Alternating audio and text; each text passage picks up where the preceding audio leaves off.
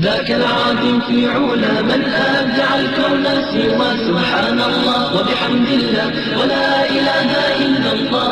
ذاك العظيم في علا من أبدع الكون سوى سبحان الله وبحمد الله ولا إله إلا الله. من أنزل الأمطار وفجر الأنهار وأنبت الأزهار تزخرف الجبال. من أنزل الأمطار وفجر الأنهار وأنبت الأزهار تزخرف الجبال. ذاك العظيم في علا من أبدع الكون سوى سبحان الله وبحمد الله ولا إله إلا الله. ذاك العظيم في علا من أبدع الكون سوى سبحان الله وبحمد الله ولا إله إلا الله.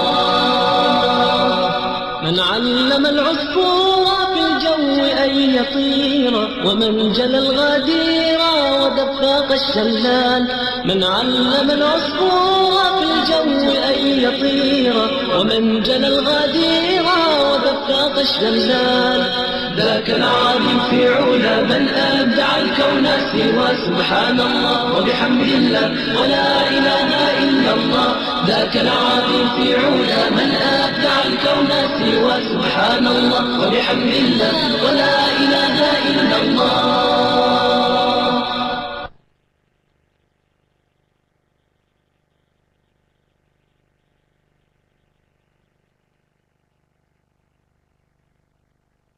الحمد لله رب العالمين والعاقبة للمتقين ولا عدوان إلا على الظالمين. وأشهد أن لا إله إلا الله وحده لا شريك له وأشهد أن محمدا عبده ورسوله صلى الله عليه وعلى آله وأصحابه ومن دعا بدعوته واستنى بسنته إلى يوم الدين وسلم تسليما كثيرا. أما بعد. All praises are due to Allah, Lord of the worlds, and surely the best reward is for those who have taqwa. And surely there is no animosity except for the oppressor. And I bear witness that Allah is one and has no partners, and that Muhammad, the son of Abdullah, is his servant and his last messenger. And may Allah always and constantly send peace and blessings to Muhammad and to his family and his companions and all those who call to his way and establish his sunnah to the day of judgment. As to what follows, I begin with the greeting words of paradise. Assalamu alaikum wa rahmatullah. And I bring you special salams from your brothers and sisters in South Africa, especially from the native Aboriginal people there, who by the mercy of Allah subhanahu wa ta'ala are coming into Islam. The Zulu and the Xhosa and Sotho and Tswana, and the people who have populated that land for thousands of years. Alhamdulillah, Allah has blessed them to begin to enter into the world of Islam, and I pray that the day would come that their voice would be strongly heard amongst the sufuf of the Muslimin. I also bring you special salams from your brothers and sisters in North America. Alhamdulillah, just last year, over 300,000 people have accepted Islam in the United States alone. If you consider the prison population, which is now larger than the university population, the people are entering into Islam in crowds. And I want to take this moment also on a personal note to give special salams and also greetings and solidarity to the Aboriginal people of this land, and especially to our brother Muhammad, who is here tonight. It is part of our way also to ask permission of them to speak. I am also part of the Aboriginal people, an African American by culture, but my grandmother was a Red Indian, Mohawk, and they are the Aboriginal people of North America. So it is part of our way to also represent, or to also respect and to show solidarity with the oppressed people of the land. Alhamdulillah, it is a great pleasure to be with you here tonight. And it is purely by the will of Allah subhanahu wa ta'ala that this has come about. There is no other logical reason why I would be here with you tonight, and why people of so many colors, so many races and nationalities are all joined together in brotherhood. There is no other system of life, there is no religion, no ideology that has the ability to bring together the black and the white, to bring together the Arab and the non-Arab. And so we have to thank Allah subhanahu wa ta'ala constantly that He has made us Muslim. We say, Alhamdulillah alladhi hadana li hadha wa ma kunna linahtadiya lawla an hadana Allah. We thank Allah constantly for having brought us to Islam, because we could not have entered Islam if it was not by the will of Allah subhanahu wa ta'ala. And just recently I had the opportunity to travel to the north in the furthest western part of the United States and Canada, to a place called Alaska. And in this place, in an air base, a city called Fairbanks, Alaska. This is a strategic position of the American armed forces, which was a key base right in front of the Russians. And so their key military observation equipment and their most powerful strike force are sitting in this base. And by the will of Allah subhanahu wa ta'ala, part of a group of what they call their reconnaissance commandos, an elite strike force who fly helicopter gunships, were sent into Somalia during Operation Hope. You remember when Operation Hope happened in Somalia some years ago? And they went into Somalia, and by the will of Allah subhanahu wa ta'ala, they saw the strength of the Somali people living in the desert and living under those conditions, and a large group of these people accepted Islam. They came back to the air base and established Salatul Jumu'ah and called us there in order to give dawah. I went on the air base myself, and I even felt embarrassed. I don't usually feel embarrassed with my Islamic clothes, but everybody had fatigues on, army fatigues. The brothers had thobes, and it was Jumu'ah Salat, and we established the Jumu'ah on the air base. And then we went downtown. Now this is a place in Alaska, and it is something of the miracle of the Prophet ﷺ, how far Islam would reach, that in Alaska it is so cold in the winter that it goes down sometimes to minus 70 degrees. And the brothers had to go out and train after Fajr. They had to put on special equipment and they had to run outside and to train to get used to the environment. They were in Alaska, and there were brothers from Bangladesh, from Senegal, from all over the Muslim world, very hot places, that were living there in the cold. And so we went downtown and we established the dawah, and alhamdulillah, some of the people there are embracing Islam. The people called Inuit, you would call them Eskimos. These are the native people who live in the north. And it is so cold in that region that they build their house of ice. And the ice protects you from the cold, and you put skin on the inside of the ice and it becomes warm. And so even though it is so cold and so far away, alhamdulillah, they are beginning to accept Islam. And the question that the people had in that area is, why did it take you so long to get here? When they realize what Islam is, their question is, what took you so long? If there are Muslims who have power in the land and the sea, and who are living all over this planet, then what took you so long to get here? And so we reflected with them on the condition of the Muslims and the condition of the Muslim world. And so it is in their spirit that I speak to you tonight, as Allah subhanahu wa ta'ala has told us, أعوذ بالله من الشيطان الرجيم يا أيها الذين آمنوا اتقوا الله وقولوا قولا سديدا يصلح لكم أعمالكم ويغفر لكم ذنوبكم ومن يطع الله ورسوله فقد فاز فوزا عظيما. O you who believe, have the consciousness of Allah and speak a straightforward word. He would repair your deeds and forgive you of your sins, and whoever obeys Allah and His Messenger has surely gained a mighty triumph. And so I speak to you tonight in that spirit of speaking a straightforward word. Because we need to speak to each other not just from the mind, but from the heart. We need to be sincere with each other in these times. Because the contradictions we are facing today are reaching the level where is seldom found in the whole of the course of Islamic history, a time when the contradictions are becoming so great for the Muslims. I say this because Allah has blessed us with numbers. Our countries sit at strategic points. Our coastlines are some of the largest in the world. Over 50% of the mineral wealth on earth lies under Muslim countries. Some of the richest people in the world are Muslims. But yet and still, we have to watch children being gunned down and murdered in Philistine.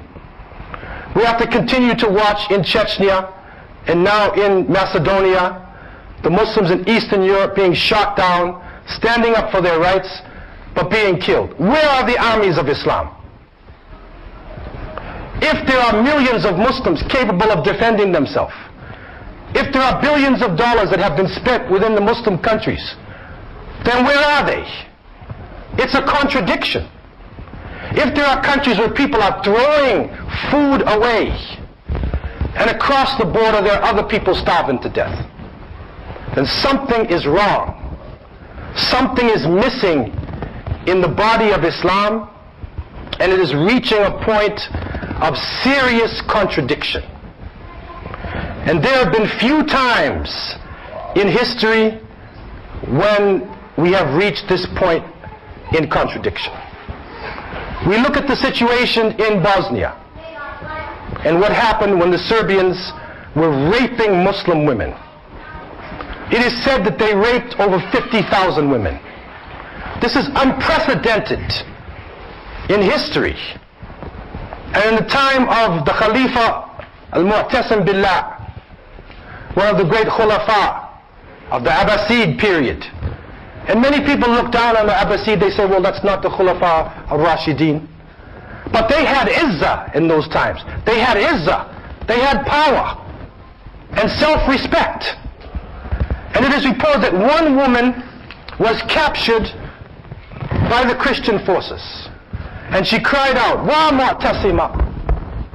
And the word got back to the Khalifa. The Khalifa wrote a letter to the Christian king, and he said, release the Muslim woman. If you don't release her, I will send an army to you whose beginning will reach you and the end will still be coming from me. When he heard that, the Christian wrote back, Sam'an wa ta'a, hear and obey.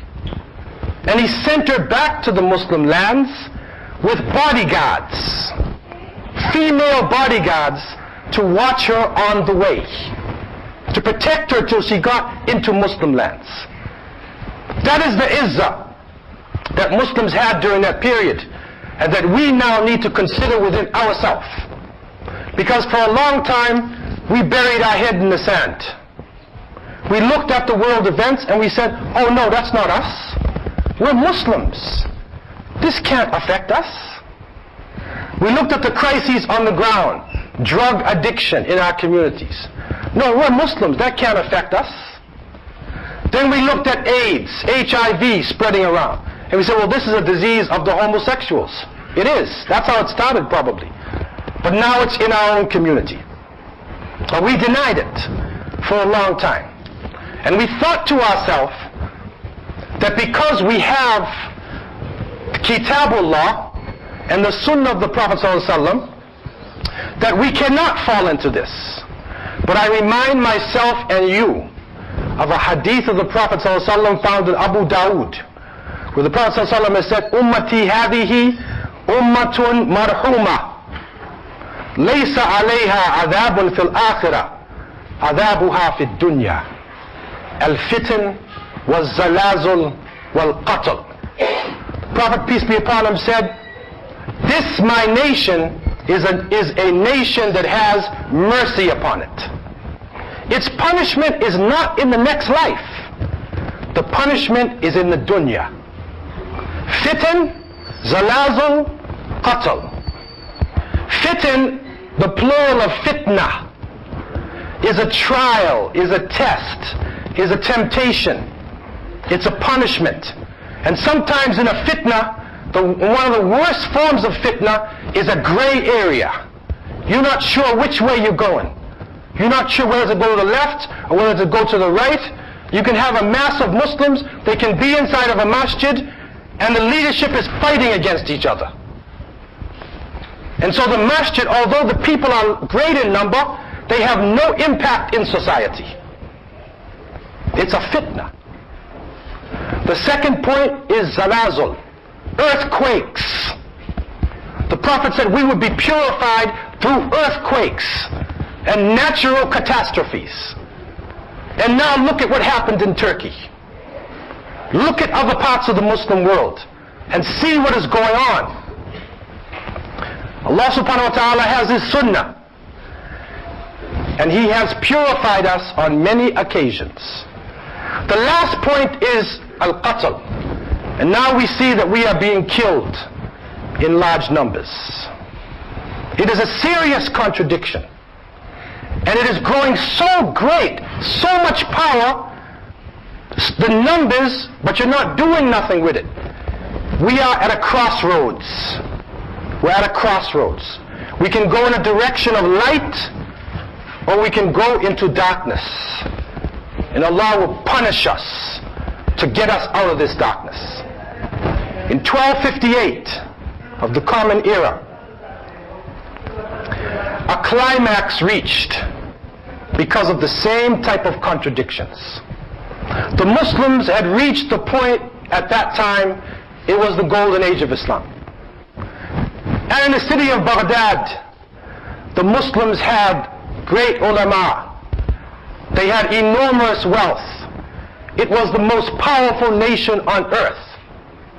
But it is reported that the slave of the Khalifa, Ala ad-Din al-Tabarasi, the slave of the Khalifa, his land used to bring in over 500,000 dinars per year. The slave of the Khalifa. Whereas the ulama who were teaching in Baghdad would only receive a few hundred dinars per month. But the slave of the Khalifa, his land would bring in over 500,000 dinars.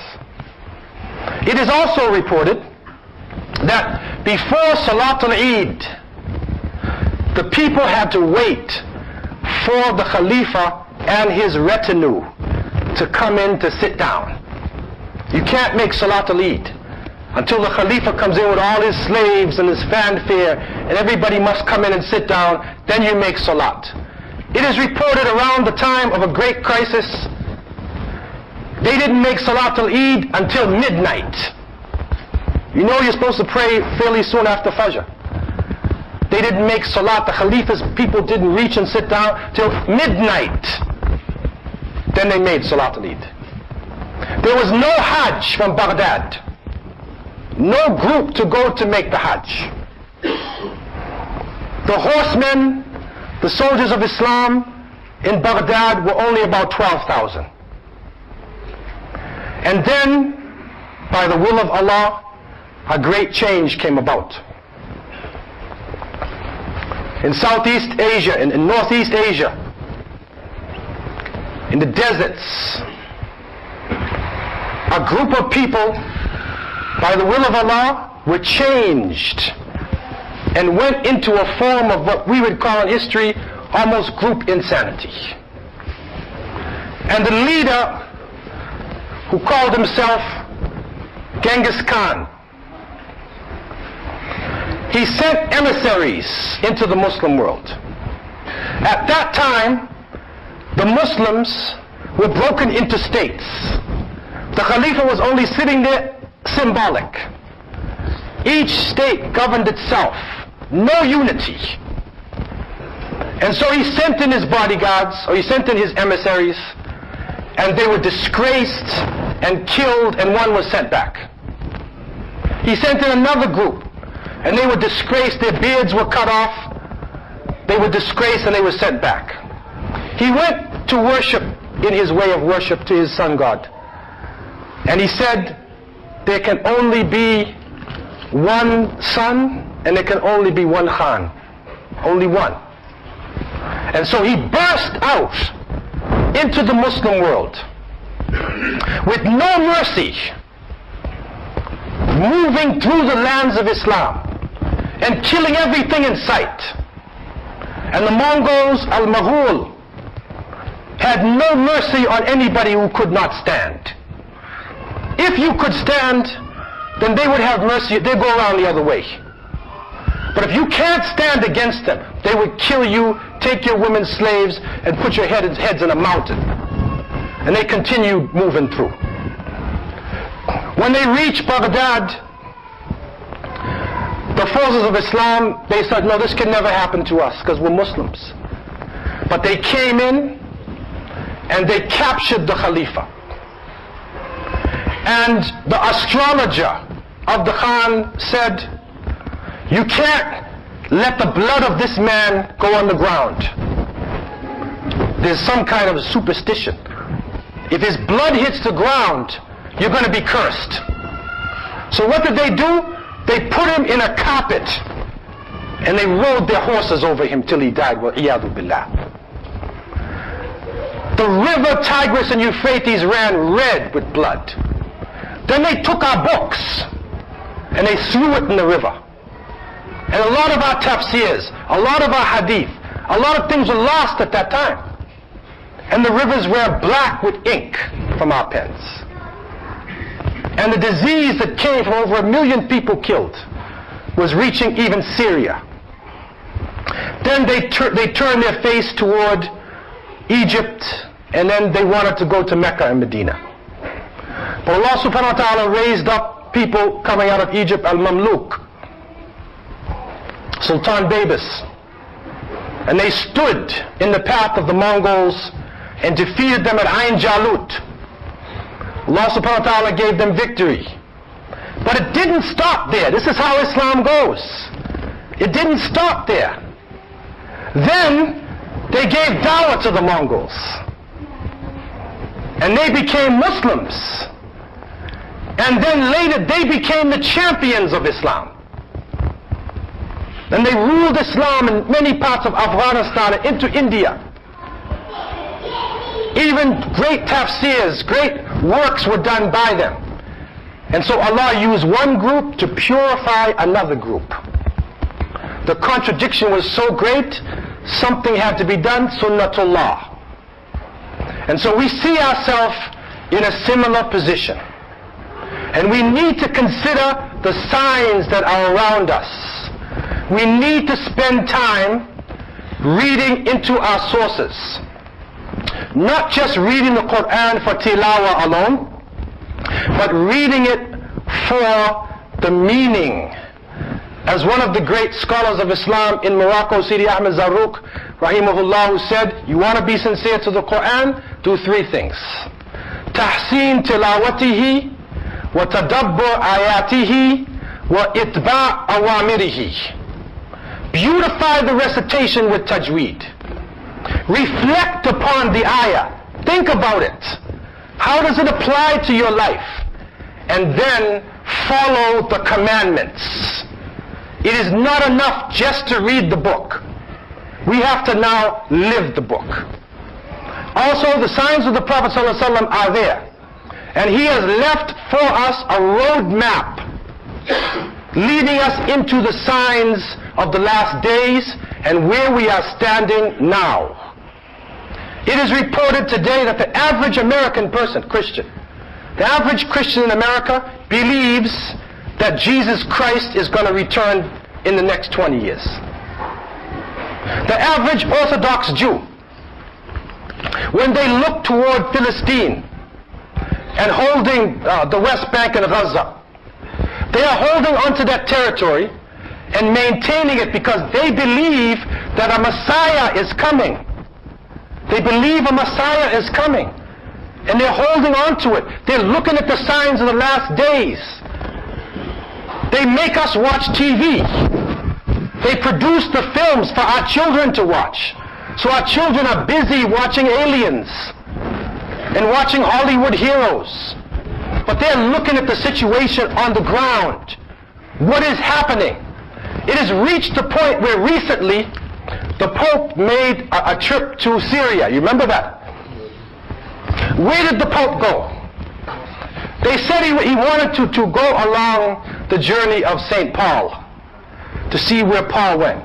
But you know what he did also? He went to the Umayyad Mosque. And they say it's the first time that a Pope went to the masjid. Why would a Pope go to the masjid? What is the purpose for him to go to the Umayyad Masjid? He could go anywhere he wanted to. Why? Because in the signs of the last days, it is said that Isa alayhi salam would descend upon the Manara al-Bayda, the white minaret in Damascus. So the Pope is covering all angles.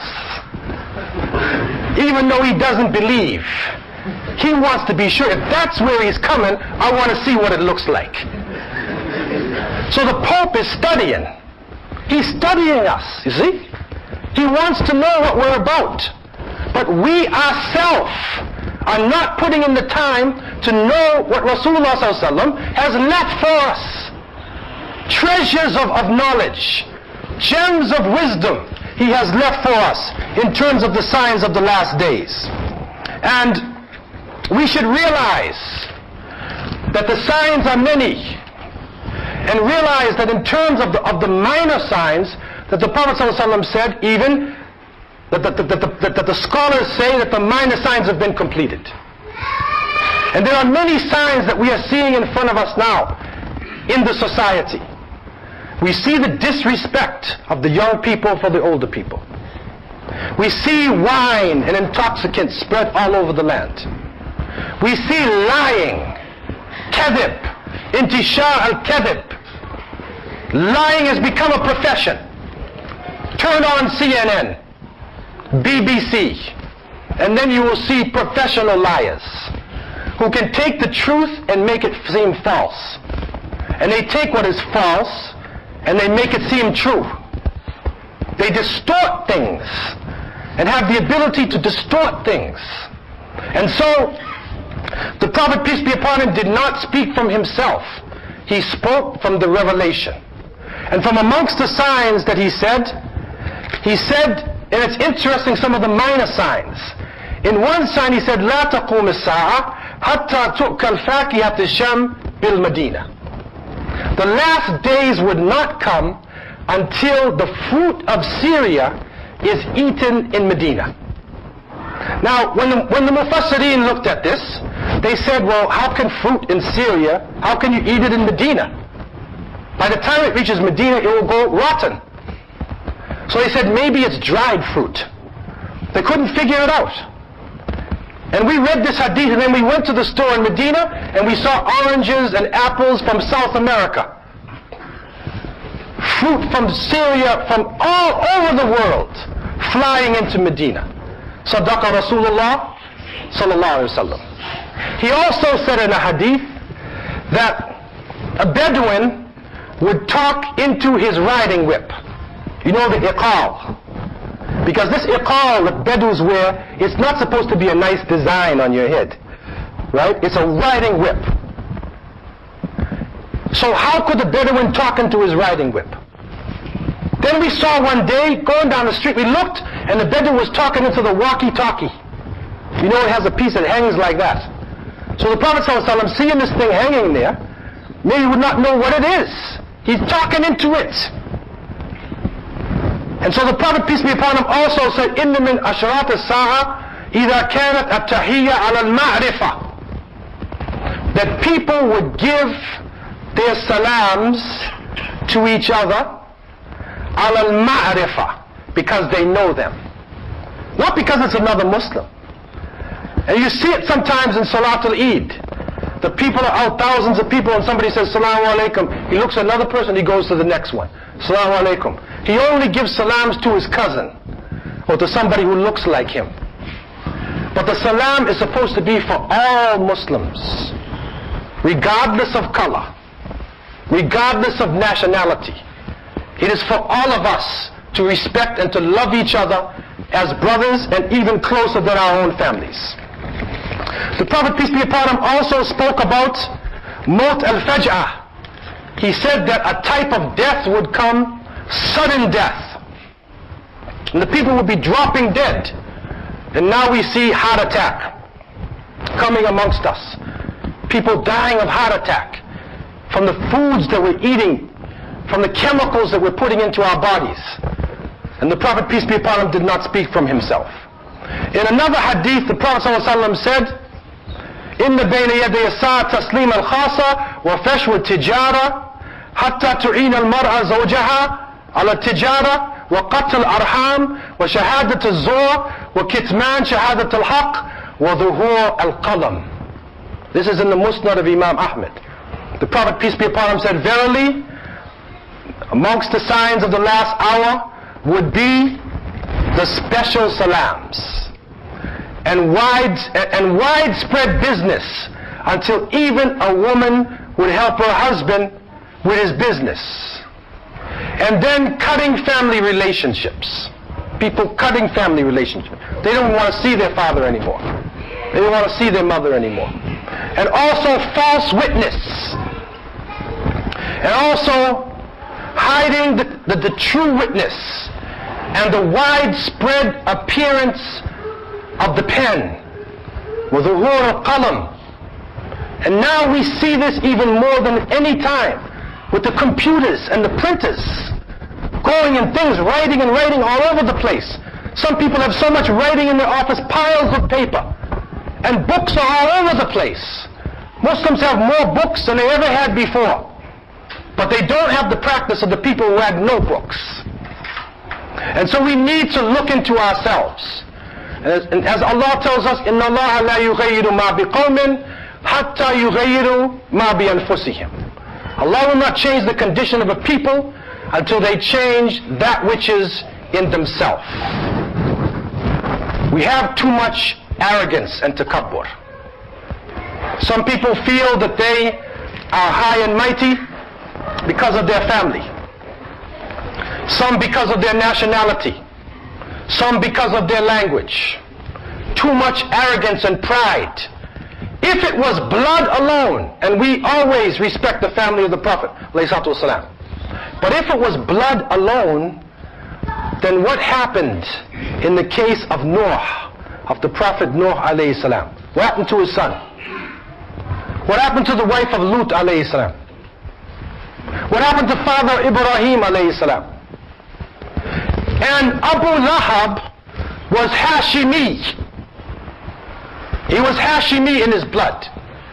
But Allah has written him in the Quran to the day of resurrection, punished in the fire. So blood alone and family alone is not enough. It's an illusion.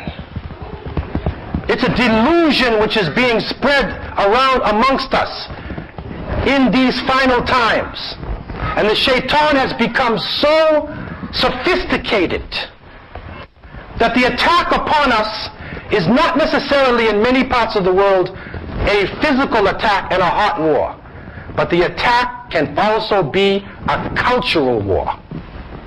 And in these times, we are seeing everything moving toward one world government, globalization, one world culture.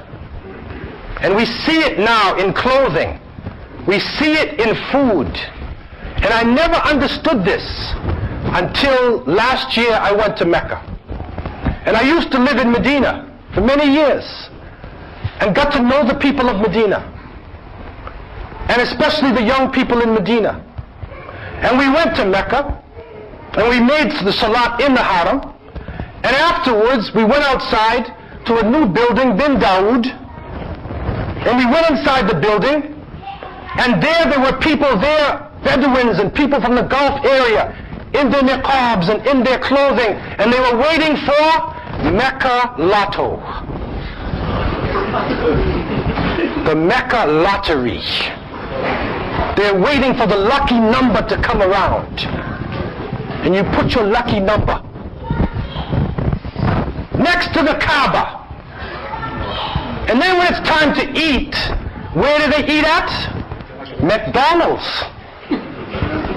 Kentucky Fried Chicken. Baskin Robbins. This is where they eat. The young people, all of them, they don't want their food. They don't like their spices. They want burgers and French fries. Globalization. One world culture and one world government. In Medina, we made salat in the Masjid al-Nabawi, and a little Arab boy was making salat. He stood up, and he had his thobe on, and he had a baseball cap on. That's the new style. They have a baseball cap and a thobe. Okay? I'm not saying it's haram to wear a baseball cap, right?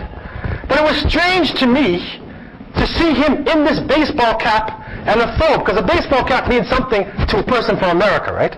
We know what it really means. So it was time for salat, and he turned the baseball cap around to make salat, and the name was Levi's.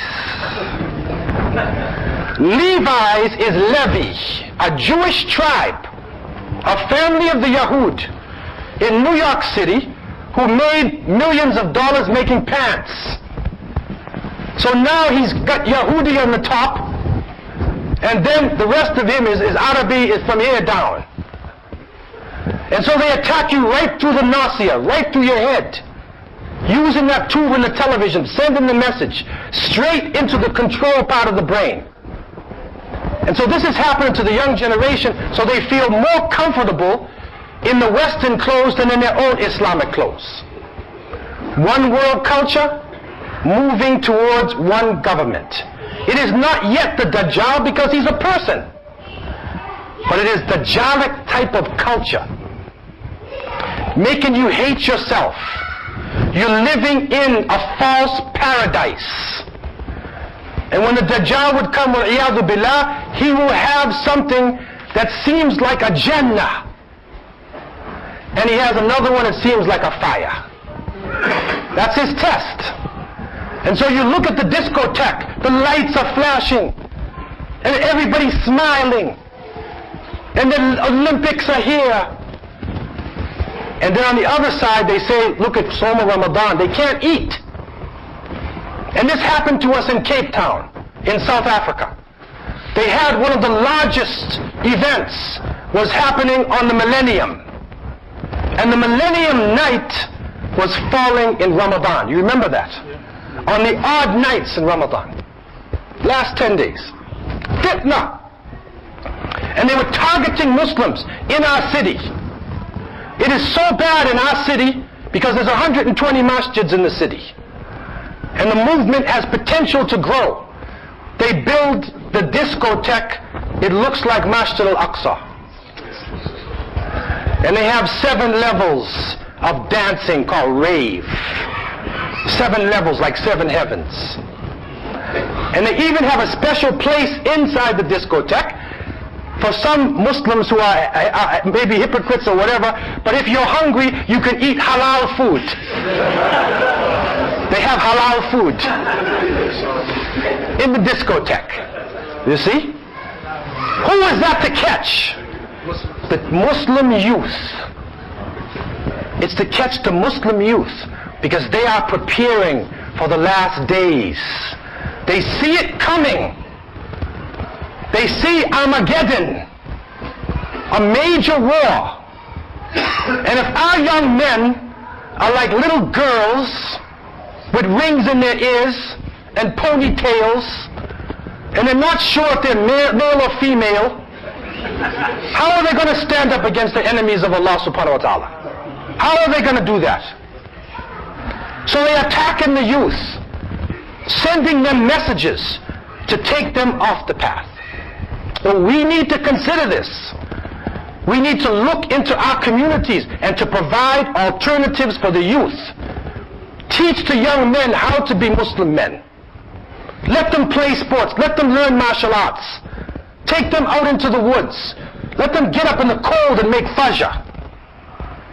Teach them rujula, to be men. Otherwise they will be taught to be little girls. And so they will not be able to stand against the enemies of Allah subhanahu wa ta'ala. We have too much hasad. We have too much hatred and envy in our hearts. It's too much, man. If a Muslim makes a little bit of progress, the other ones look at him. They get jealous. He gets a new car, or they get a baby, and the other ones look, they hate it. Now hasad, if he has a new car, and you want one, that's okay. But if you want one, and you don't want him to have his, that is hasad. You understand? You want it, and you don't want him to have it. They have the baby, you want a baby, a beautiful baby, but you don't want, you hate theirs. And the shaitan uses this evil feeling in order to hurt the people. And the Prophet ﷺ said, إِيَّاكُمْ وَالْحَسَدْ فَإِنَّ الْحَسَدْ يَأْكُلْ حَسَنَاتِ كَمَا تَأْكُلُ النَّارُ الْحَطَبِ. Beware of jealousy.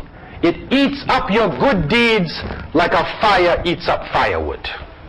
You go to Hajj, you fast, hasad burns it up. You pay zakat, hasad destroys it. Everything you try to do. And in one hadith, the Prophet ﷺ and his companions were sitting, and a man came walking down the lane. And the Prophet peace be upon him said, this man is from the people of paradise. He came down the lane again, his beard was wet with wudu, and the Prophet ﷺ said, this man is from the people of Jannah. The third time he came down again, he said, this man is from the people of Jannah. And so afterwards, one of the Sahaba, Amr ibn al-As radiallahu anh, came to the man and said, I want to travel, can I stay by you for 3 days? I have some haja, a need. He said, okay, you stay here, man. And so he watched him.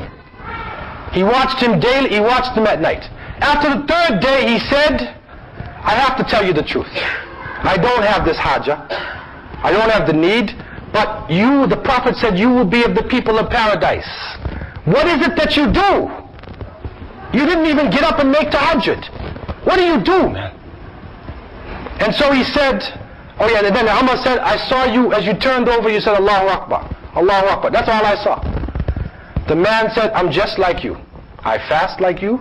I pray like you.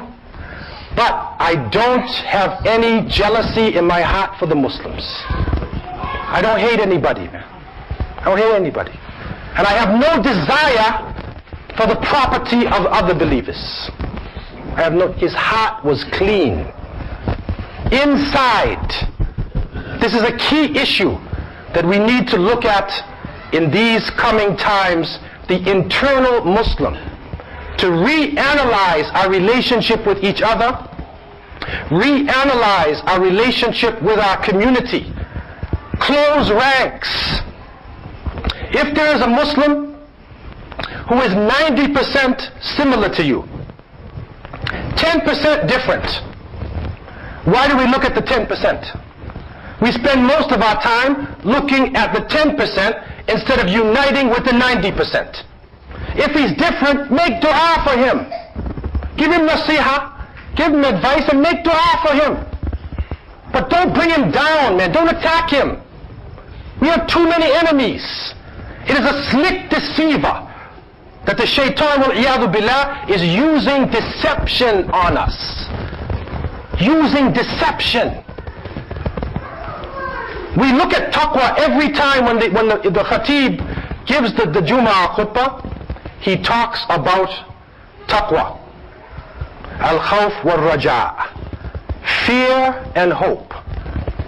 And one of the great scholars of Islam, Ibn Qudama al-Maqdisi, rahimahullah, he looked at this and he said, Al-khawf wal-raja', these are two stimuli. It stimulates you to do something. If you fear something, you run from it. If you hope in something, you move towards it. And he said, anything thing that takes you, that stops you from action. It makes you sit down. It is ghurur. It is deception, an illusion or a delusion, because something is holding us down. Even if we come to the masjid, something's holding us down to go further, to establish more Islamic institutions, to spread the message out in society. Some forms of ghurur comes, like in the case of a man who is deceived by hayat ad-dunya. And Allah subhanahu wa ta'ala tells us, وَمَا الْحَيَاةِ الدُّنْيَا إِلَّا مَتَاعُ الْغُرُورِ. The life of this world is nothing but material deception. And in Canada, a man won the lottery, $21 million. And the people said, he's in paradise. What else does he need, man? $21 million. And his daughter, him and his daughter are on TV. But the man said, may God help us. He had some sense, right? They started to call his house. They wanted to marry his daughter. They wanted to start a business with him. He had to hide himself. He changed his address. He had to hide with his family. So the money that was supposed to liberate him put him in jail. وَمَا الْحَيَاةِ الدُّنْيَا إِلَّا مَتَاعُ الْغُرُورِ. Another man in the UK, he won the lottery, 25.5 million pounds. The whole society said, he's in paradise. He's got everything, man. And he started to eat food. He ate food until he weighed 310 pounds and he dropped dead. So the money that was supposed to give him life took his life. وَمَا الْحَيَاةِ الدُّنْيَا إِلَّا مَتَاعُ الْغُرُورِ. Another form of deception is the one where the family, the person thinks because his family are good Muslims, then he's okay. So he says, I don't have to give sadaqah. I don't have to make salah. My father used to give sadaqah. My father used to make fajr. I don't have to make fajr. He is deceived because he will stand by himself on the day of resurrection. Another form of deception comes when the person has hasanat and sayyi'at, good deeds and bad deeds. He wakes up in the morning and he makes istighfar and he asks Allah to forgive him 100 times. Then the rest of the day he curses people, he backbites, he scandalizes, he says everything comes out of his mouth, but he thinks because he made istighfar that the other deeds don't mean anything. He is deceived. Because the Prophet ﷺ said, La yadkhulu al-jannah namam. The one who spreads scandal will not enter paradise. Another form of deception that is coming in is a form of deception where the students, people coming into Islam, are learning ilm al-khilaf. They learn the knowledge of disagreement. So before they learn the usul, the basis of their faith, they learn how to argue with other people. So they argue with you about fiqh, they argue and argue and argue. And we spend all our time arguing about this and arguing about that. And the Prophet ﷺ said, مَا ضَلَّ قَوْمٍ قَطْ بَعْدَ هُدَى إِلَّا أُوتُوا الْجَدَلِ. That people would not go astray after guidance until they were given argumentation. It is a form of deception. And so we need to now realize the slick program that is going on outside, coming culturally, coming to deceive us, because we are moving rapidly toward the last days. And we pray that Allah subhanahu wa ta'ala would have mercy upon us and would give us the strength to unite ourselves. The major signs are close. But if a leader comes to unite the Muslim world, are we with him? Will we be with him? The signs are coming close. May Allah give us the strength to prepare ourselves. And may Allah help us to prepare the younger generation. Make them strong, give them knowledge, give them confidence in themselves, build their taqwa, break down tribalism. There's no difference in white and black, no difference in Arab and non-Arab. It's only taqwa that makes the highest individual. May Allah have mercy on us and unite our ranks and give strength to the mujahideen in Philistine. May Allah give victory to the mujahideen in Macedonia and in Kashmir, in Chechnya, وفي كل مكان, in every place, يا رب العالمين. ربنا آتنا في الدنيا حسنة وفي الآخرة حسنة وقنا عذاب النار وادخلنا الجنة مع رب الله يا عزيز يا غفار يا رب العالمين. أقول قولي هذا وأستغفر الله لي ولكم والسلام عليكم ورحمة الله وبركاته.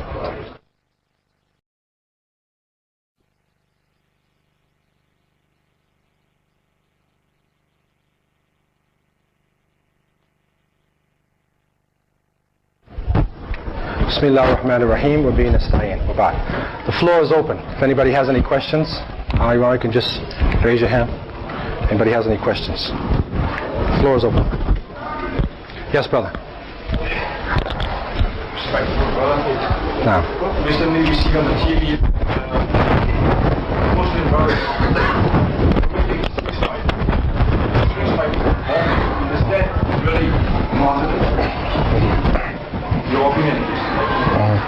Okay, this is a question that is now on the level of iftar, of the muftis. And there's two major opinions about this at this point in time. The asl, the basis for Muslims is that we don't commit suicide, we don't kill ourselves. That is the basis. And it is reported that there was a person who was in a battle and he died. And the Prophet ﷺ said, he's in the fire. And so nobody knew why he said that. But then when they described how he died, he had a spear in him and he killed himself. Right? So that is suicide or is intihar.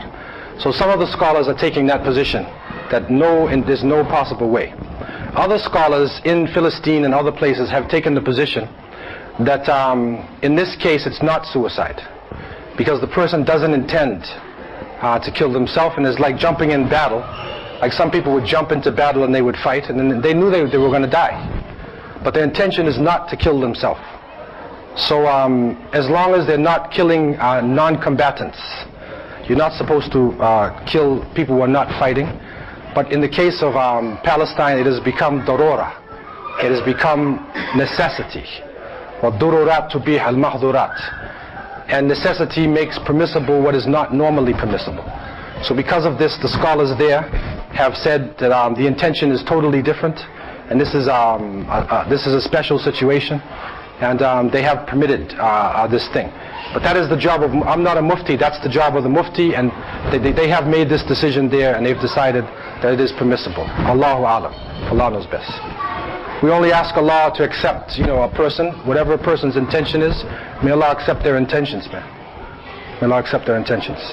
Any other questions? Yes, brother. How do you think you'll recognize your leader? Excuse me? How do you think you'll recognize your leader? Good question. The leader, in what sense do you mean the leader? Okay, there's leadership on different levels. You're talking about the Khalifa of the Muslim world? Okay, well...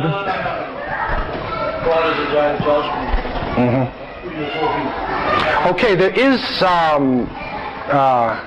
are signs, there are hadith that point to the fact that there would be a person who would become, his name is the Mahdi. He's called the Mahdi. And his name is Muhammad, his father's name is Abdullah, and his mother's name is Amina, and his hairline is high, his forehead, and his nose is angular, and he's from the family of the Prophet ﷺ. And he will appear in between the Yemeni corner and the black stone. When the earth is filled with injustice, he will appear. وَيُصْلِحُهُ اللَّهُ فِي لَيْلَةٍ. In one hadith it said Allah would bring him together in one night. So the signs are general signs, and some people have claimed to be the Mahdi, but they weren't the Mahdi. There were people, one of the Khalifas in the Abbasid times called himself Al-Mahdi. In the Sudan, Muhammad Ahmed, who fought against the British. He also claimed to be the Mahdi, and but he died. He was going to Mecca and everything, and he got typhoid fever and he dropped dead. So he's not the Mahdi. In 1979, there was somebody who took over the Haram, a group of Shabab youth. They took over the Haram, and they said their leader was the Mahdi, but he wasn't. So Allah knows best, but this person will come. One of the signs is that an army would come from the north and to attack him. And as it goes through Hijaz, right, coming from north in, the earth would swallow it up. So in 1979, when this person, whose name was Muhammad Abdullah, by the way, and he was from the Ashraf, and he was in there, and the strategic forces were coming from Tabuk, that's in the north. So everybody was waiting to see if they were swallowed up, that's him. But they weren't. And they made a terrible mistake. And so the problem is we cannot fill in the signs ourselves. We have to have patience to wait for this person to come. But you know, Allah will give him authority, and it will be clear in terms of his leadership.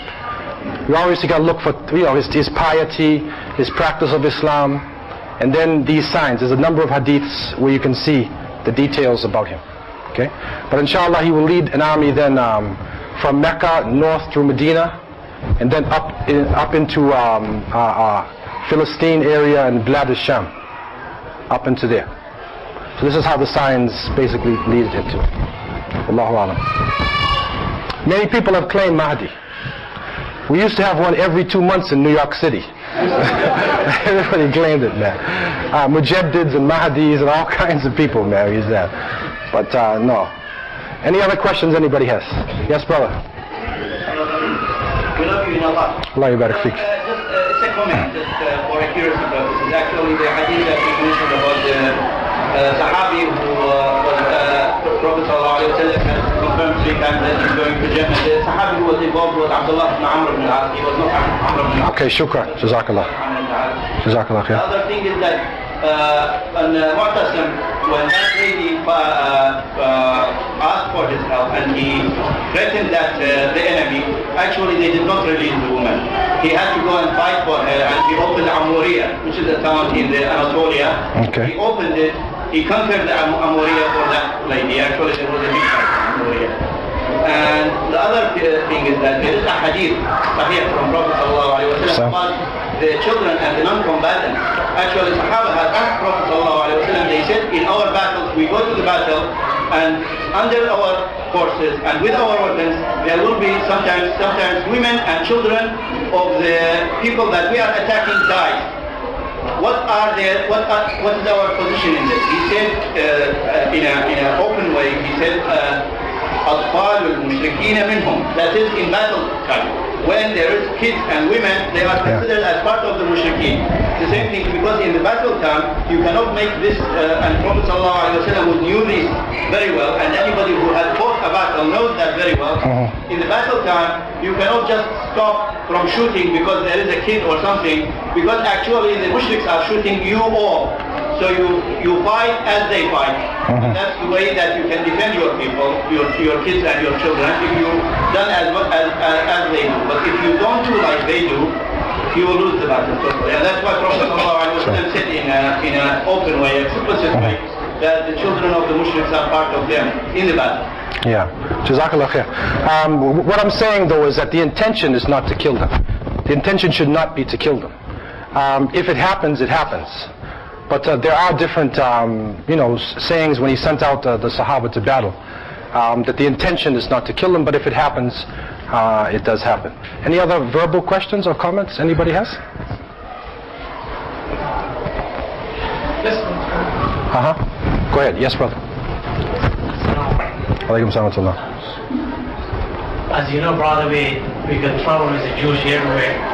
What advice for us, how we deal with the Jewish in this community? And because there's some brother, they have some idea, says they can become Muslim. Yeah. And Allah says,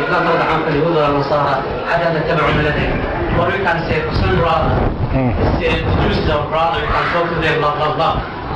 How we can advise them, or we advise us? Well, you know, in terms of a person accepting Islam, whoever accepts Islam, we have to accept the fact that the person, you know, is Muslim, and you can't look inside of his heart and judge whether the person is or is not. And some of the Yahud in the time of the Prophet ﷺ accepted Islam. Mukhayriq, one of the Yahud, Mukhayriq, accepted Islam, and he was shaheed in one of the battles. So if a person accepts Islam, we have to accept, you know, the fact that they have done that and pray that Allah would guide him, you know, to Islam, whoever it is. In terms of our dealing generally with the people of the book, depending upon where you are, this is a question that goes heavily into, you know, it's a political question.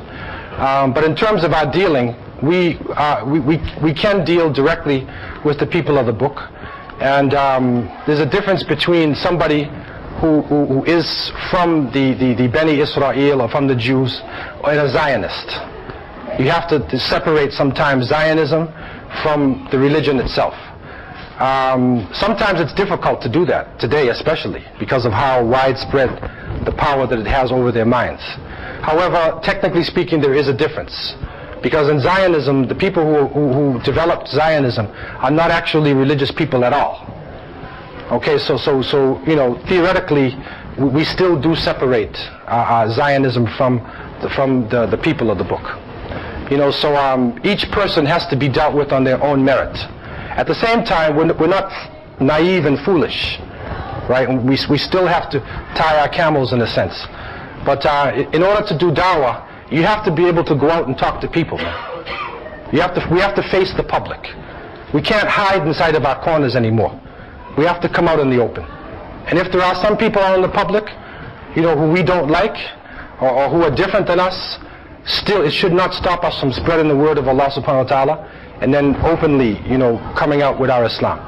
Because you know, there's so much propaganda against Islam today that it's important for us to express ourselves publicly and express ourselves openly in front of people without any fear or worry about who we're dealing with. Allahu Akbar. Any other questions anybody has? Yes, brother. You just give us a brief of the American Muslims. How do they organize themselves and the likelihood of influencing the American? What is happening in America is that because when the slaves were taken from West Africa, about 30%, at least 30% of the slaves were Muslims. And so within the heritage of African Americans is a strong connection with Islam. And so there are large amounts of African Americans who are accepting Islam now. And also because it's, you know, the freedom and the equality that Islam gives, Allah has willed that African Americans would enter into large groups. But the new policy being used in America is not just divide and conquer, it's confuse and conquer. So a number of organizations in the name of Islam were raised up and financed in America, and they spread ideologies un-Islamic in the name of Islam. The biggest one was the Nation of Islam, whose leader was Elijah Muhammad, and he said that you know, it was apartheid system in America, you know, just like in all of the colonies, and the darker you were, you're on the bottom, the lighter you are, you're on the top. So Elijah Muhammad is a black nationalist leader, a tribal leader. He turned it around, and he met a man by the name of W. Fard Muhammad. Nobody knows exactly where he came from. Some say he came from Lebanon, some say he came from Turkey, some say actually the FBI released their reports. After 50 years they released their reports, and the FBI said that he was half Polynesian, Maori, you know, the Maori people in New Zealand, that his father was Maori and his mother was European. And he was being used by the Japanese in order to bring African Americans against the US government in the 1930s. It was before World War II. So he taught that, I think he was Ismaili or something like that, it sounded like. But he taught numbers and things like Ismailis. And he taught that Allah was a man, well, billah, who, you know, and so there's a spaceship flying around. and every 144,000 years, one of the scientists becomes Allah. This is what he taught. Now, nobody knew Islam in America, right? They didn't know Islam. And so, but he also taught you should be clean, you should stand up for the truth, right? And he said that black people are the children of God, and that white people are devils, created by an evil scientist named Yaqub. Okay? Now, of course, these things have nothing to do with Islam. But there was so much racism in America that the people believed him. And he also taught self-respect, independence, and so they joined this organization. And until a man by the name of Malcolm X, or Malcolm Little, joined the group, and he became the greatest speaker for Elijah Muhammad. But he was a very sincere person. And he found out that Elijah was a liar, a kadhab. And so Elijah kicked him out the organization. Malcolm went to Mecca. And there, he saw real Islam. He saw white, yellow, brown, black, all together. And he said, Elijah is a liar. And he returned to America and he was teaching real Islam. And he was assassinated by the combined forces of Elijah Muhammad and the government in 1965. In 75, Elijah died. And so his son, Waaz ad-Din, took over the movement. And he started to come towards Islam. Now, their practices, their 5 pillars of Islam, this is how the enemies of Islam did in America. They had 5 pillars. The Shahada is wrong. They said Allah is a man and Elijah is the last prophet. So, yadu billah. Salat, they used to make sitting down on a chair. Fasting, they used to fast in December, not in Ramadan. Khalaf al-Yahud wa Nasara. Be different than the Jews and the Christians, so they'd fast in December. They used to make Hajj to Chicago, not to Mecca, right? And so then Waaz ad-Din took over, and Malcolm X, his best student was a man named Louis Farrakhan, who was a nightclub entertainer. He's a singer, like, right? And Malcolm taught him how to speak. And he copied everything about Malcolm. He lived underneath him and became his student. And so he took over the leader. He speaks out. He's strong against civil rights, injustice. He speaks out. But when it comes to Islam, he's confused. And this is the problem, because at some times, if he comes amongst Muslims, he seems like a Muslim. If he goes amongst his group, he changes back to Elijah Muhammad's teachings. So this is the problem. And the only thing what is being said today, there is a magazine, a paper called The Final Call. That's their paper. And on the back of The Final Call, it says, what we believe. Now, one of the points, I think it's point number 1, it says, we believe that Allah appeared in the person of W.D. Fard Muhammad, the Mahdi of the Muslims and the Messiah of the Christians. Okay? If he changes that, then that means they have really changed. But if he doesn't change the paper, and he doesn't change their belief in Elijah Muhammad, then they haven't changed. He came here to Australia and to different places, and he speaks openly. He stands up for the rights of African people, Aboriginal people. He does do that. We have to give him that credit. He speaks. But we know that he could be used, is being used to give the wrong impression of Islam. That's the problem. The majority of African Americans are Ahlul Sunnah wa Jama'ah. It's the majority, about 70%. But the one that comes in the newspaper is the Nation of Islam. But the majority is Ahlul Sunnah wa Jama'ah. So alhamdulillah, Islam is now spreading, and you know, more people are, even just one boxer, he just won the world championship or something, Hassan Rahman. Okay, he's a Muslim. His father is an imam. He's a serious. He's Muslim. Okay, not that we don't believe necessarily in the boxing the way they do it, right? But unfortunately, Muslims, they need a hero, right? So when he won the championship and he said, "Why did you win?" He said, "It's the power of dua." He said, "Because of Allah," publicly. Okay, so that has had an influence there, and we hope that Allah would guide him and guide Minister Farrakhan and these people, you know, to the truth. But inshallah, they can't stop the word of Allah now. It's spreading all over the place. It has entered into the Indian reservations. Also the Hispanics. The Spanish-speaking Hispanic people, they're also coming into Islam now. Also Euro-Americans are coming into Islam. There's a number of Euro-Americans now who are good scholars of Islam and who are in America and spreading the teachings within Islam. So inshallah, there's a strong future ahead for us in America. Yes, brother. What's the situation in Latin America? In Latin America. Okay, in Latin America, you mean like South America, right? I mean, Central South America. Yeah. Okay, I was in Brazil about 4 years ago, in Sao Paulo. And in Brazil, there are more Lebanese in Brazil than in Lebanon. There are more Syrians in Brazil than in Syria. It's a lot of Arabic-speaking people, man. All Venezuela, Argentina, all over the area. But unfortunately, the majority are not necessarily practicing, but they're there. There are masajid that are there. So there is potential for Islam to spread. In Brazil, there's a section called Bahia in Salvador. In the Salvador region, the Bahia, in 1835, there was a slave revolt. And the slaves who were from West Africa, they were Hausa and Yoruba.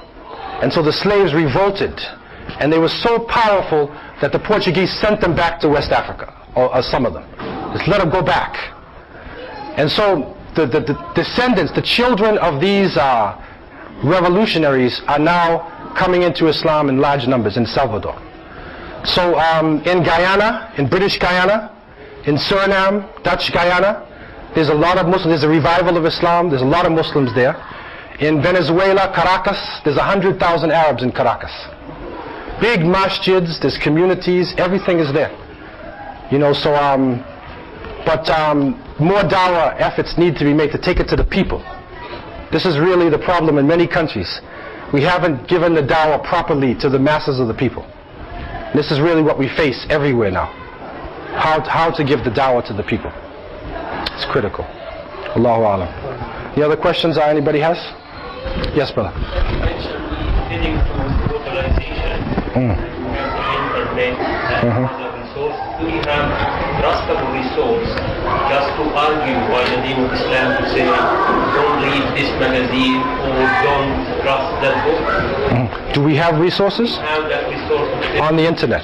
Yeah. No, well, it's internet, whatever you want. Well, there are different websites on the internet where there are Muslims who are responding to the attacks against Islam. Yeah, but if I'm not wrong, it's over 70% of website area which is by the name of Islam, but actually when you read under music, it's actually sponsored by Christianity. Yeah, there are some dangerous sites. And maybe the groups like ISNA and people who are on the site would know. I got the list once myself. There's a whole list of sites where the people are Christian missionaries and they say like true Islam and stuff like that. So you go into the website, you think it's Islam, but it's not. They even have a gay Muslim site. They have this thing there, And we have this problem in Canada too. They call themselves min alaq. They're always talking about this blood clots and alaq and stuff. So they formed a group and they came to us in Toronto and they said they want to have a masjid, their own masjid. Because what happened in Toronto, I don't know if it happens here, but the gays are all in one section. They have a place where they pick each other up. So there was racism, so all the brown gays were all together. Right. And so then the Muslim ones, they found themselves together and they went to a community center and the government gave them a grant. And they said, you're a minority in a minority. And so they came and they called me and they said that we want to have our own center and we call ourselves Min Alaq, which is Gay, Lesbian, Bisexual, Islamic Support Group. That's what they call themselves. So they said, what is the position of Islam on homosexuality? They asked me this. It's a newspaper, right? So I said, put my name in the paper. The position is death. And we cannot change Islam. But then they said to me, and this is a question you got to consider. They said, what happens if a homosexual comes to the masjid? What are you going to do? So we said, Inna Allah yaghfiru dhunuba jami'an. Allah forgives all sins. If he's serious and a person came to me And he came in the office and he said he was homosexual and he cried. And I said, what happened to you, man? And he said, my father abused me. He's a Muslim. So we felt sorry for the boy. I said, brother, you know you're sick? And he said, I'm sick. So he sent him to a Muslim psychiatrist so he could work through his problem and then bring him back into the masjid. So anything can come now these days. Anything's going to come at us. But we cannot allow, in the name of Islam, gay masjid to come. We cannot allow this, man. And they're trying to do this. Last summer they had what they call gay pride parade. Do they have that in Sydney here? Because Sydney's a target city, right? In Perth. Toronto, they had 750,000 homosexuals. Right? And they said, we're queer and we're here. And we're not going away. That's what they said, man. And they're marching in the parade. And the mayor of the city came out and marched with them, man. Even the time of Lut alayhi salam, you probably hear nothing like this, man. And then the mayor marched with them. And then they had a float for each religion. And they had some Muslim float called As-Salam. And Muslims were out there, man. And in Toronto Board of Education now, they are teaching homosexuality in all the subjects. They said they have a new rule where the teacher must talk about homosexuality in every subject. Even in math class. How can you talk about math? John and Jim equals Joan? I don't know, man. I mean, how can you talk about in math, man? X, Y, and X and X, I don't know, man. So, you know, but so the Muslims are in a state of like frenzy now. They're in frenzy, man. Because of the liberal nature of the government, right? It's so liberal. It goes with Zionism. And really it seems like, Allahu Alam, when Dajjal has his army, right, it was going to be mostly Yahud, there'd probably be homosexuals with him too. Allahu Alam. Any other questions anybody has? I'm going to take the brother here. I was just going to make a point about how that group approached you, the gay group. I was going to say that nowadays I think you need like 2,000 followers and it's an actual real religion. If they believe in the same thing you do, it becomes a legal religion. So there's actually, after the movie Star Wars, a religion in LA now starting called Jedi Knights, where they believe in the... And that's the reason why in San Francisco, they also have Satanism. They're followers of Shaitan. A'udhu Billah. Anton Levy. From that time in '64 he started it, and now it's officially recognized in the American Army.